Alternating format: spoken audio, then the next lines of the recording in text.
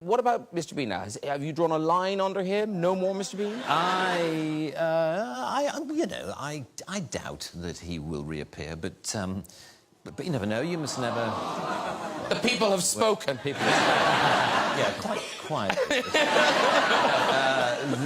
But you know, you must never say never again. A film, as Jeff mentioned, that I was in. So you must never say never. But there does come a point when you feel as though you've done most of what you want to do with him. So. And because it's not based on language, because it's so physical, Mr. Bean, presumably it's popular everywhere. Yeah, it is. It has what we might call a global outreach. So, like, our holidays of misery, can you go anywhere?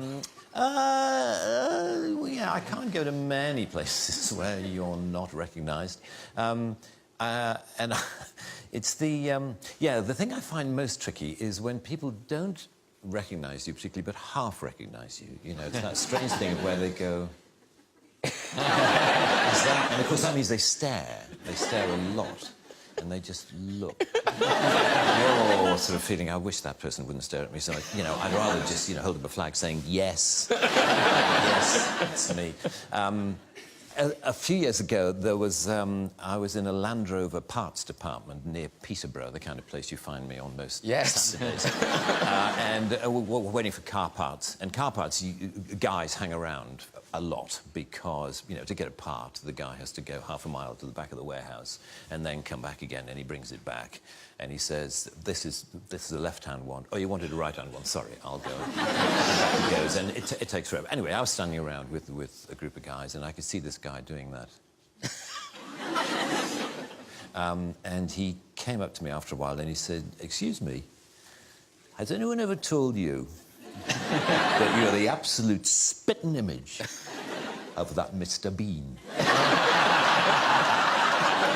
I said, "Well, actually, I am the actor who plays Mr. Bean." And he said,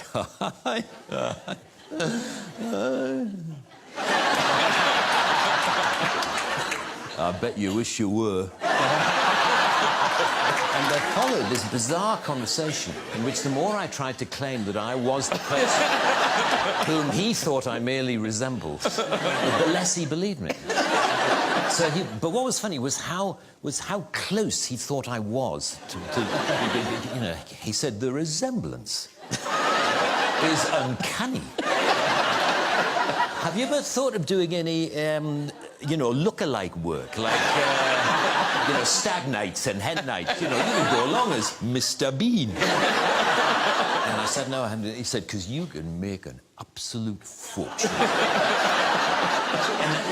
And I could tell after a while I had to bring the conversation to a close because clearly not only was he not believing me, but he was getting quite annoyed that I was pursuing this line of "I am Rowan Atkinson" and clearly he thought I was this total arse who, just because I happen to look a bit like Mr. Bean, goes around the country actually claiming to be Mr. Bean.